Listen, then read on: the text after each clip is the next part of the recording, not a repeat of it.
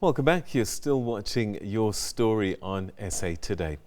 Nelson Mandela Bay now has 3 baby safes where people who are unable or unwilling to care for their newborns can hand them over with no questions asked. The 3rd baby safe was opened in Missionvale, an area rife with poverty. Statistics indicate that around 3,500 babies are abandoned annually. We are in Missionvale, where the 3rd baby safe in the Nelson Mandela Bay Metro has officially been launched. This comes after a number of children have been dumped in dumping sites like these ones, making some of them actually being found dead or late. Some found a bit too late, but an interesting story of a lady who was just walking her dog, who discovered an unfortunate incident of a baby who was dumped in a drain, who has actually decided to open a baby safe so that she can prevent further occurrences of that nature. And right now she is standing next to me just after officially launching this baby safe. A very good afternoon to you, ma'am. Hello, Andrew. Nice to meet you. Can you just tell us a bit more about your story? It's actually an interesting one, despite, the sadness and the sad event that surrounded it. But what inspired you the most to finally open the safe? Okay, Andrew, it was 3rd of April 2018 that I went for a walk with my dog who had been abandoned in a trolley. Can you believe that? And one morning, my husband said to me, can I give him a lift to work? His car wouldn't start. And on the way back, I just had this feeling that I should go and take this dog for a walk. And we were about 8 minutes into our walk, and I walked past this drain, this stormwater drain, and I heard this little cry. It sounded like a cat, and my dog doesn't like cats. So he alerted me, and then we listened again, and a lady helped me by the name of Des. She stopped to help me. And we both listened and we thought, no, this is not a cat, this is a baby. And I tried to stop people, but people wouldn't stop. I think people get nervous. And then the amazing man by the name of Cornel Fulun, he stopped his truck. And I stopped him and he stopped his truck, and he took a crowbar and opened up the baby drain. And the stormwater drain. And she was lying there.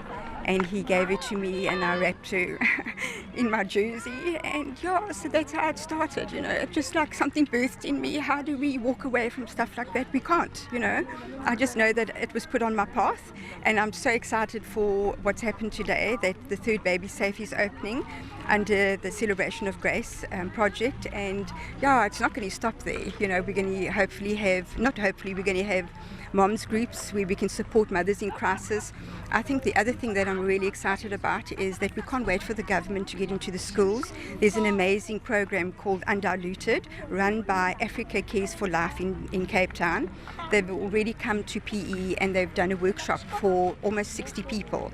And that's like a passion I've got, is how we're going to get young people to go into the schools, because we need the young people to go into the schools and educate their friends, So I'm very excited about that. It's not stopping with the baby safes. And some people might underestimate the effort and the work that goes into finally getting to this point. Can you just briefly tell us what challenges did you have to go through in order for you to be here today? You discovered this baby sometime April last year. Yes. Obviously no child's play until today. What work went into it? I think under the first challenge, it comes with yourself, because you think to yourself, oh my word, why have you been given this task? And I'm a Christian, and I just know that God had put it on my path, and there was no way with my personality I could just think, oh well, I found a baby. I knew that I was called to do something. So I think that was the very first challenge, was to overcome my own insecurities. And there are many of us with amazing passions, but we're too scared because we keep waiting for perfection. I had no time to wait for perfection. And then I felt people came across my path to help me. And I think the challenge was, first of all, was the funding. The baby safes cost 10,500 Rand to be bought, and then extra to have them installed into walls. I think that was the big one. And the other one, I would say, was definitely finding locations. Locations are it's a responsibility to find a location.